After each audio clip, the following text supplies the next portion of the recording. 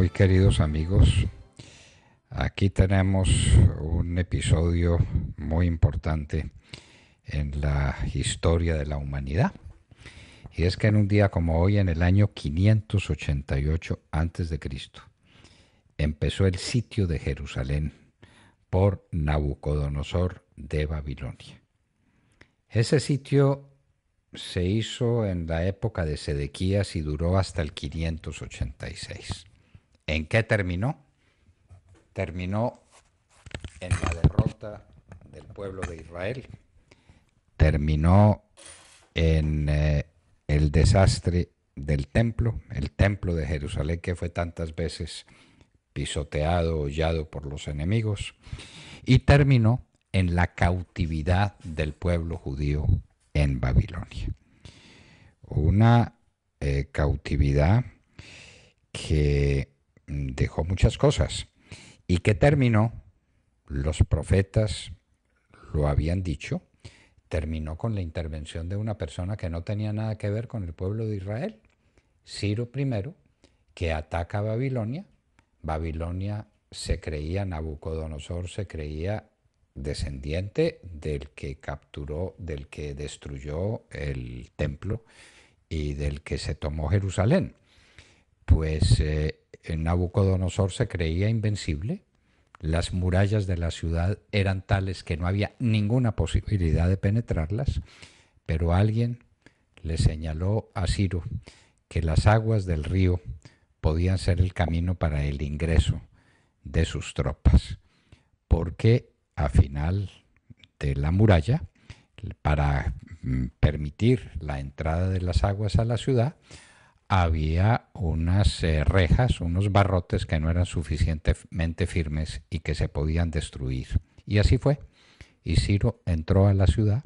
Nabucodonosor estaba en una de sus bacanales cuando vio la mano que escribía el Manentesel Fares, que le anunciaba el fin de su imperio, el fin de su vida. Y cuando lo descubrió ya era demasiado tarde. Las tropas de Ciro estaban encima y mataron a Nabucodonosor y mataron a lo mejor de sus tropas.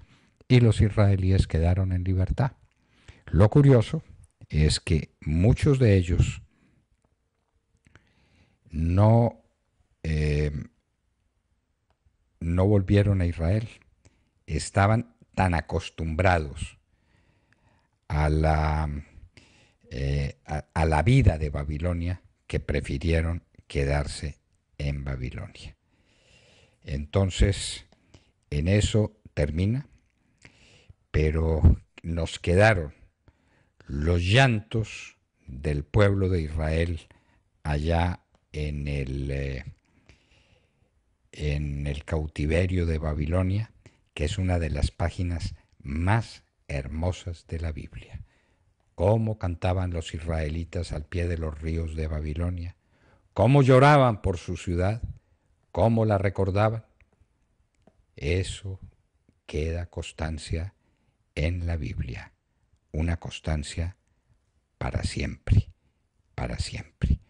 Esas lamentaciones del pueblo de Israel en el cautiverio de Babilonia, que termina por la intervención de Ciro y que le pone punto final a esa época dramática del pueblo judío que tuvo tantas épocas dramáticas en su devenir histórico.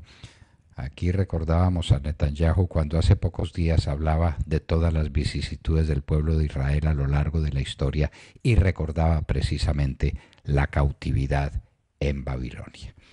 Así pues, que en un día como hoy, en el año 588, empieza el sitio de Jerusalén por parte de Nabucodonosor de Babilonia, sitio que duraría hasta el año 586, donde empezaría la cautividad del pueblo judío en Babilonia.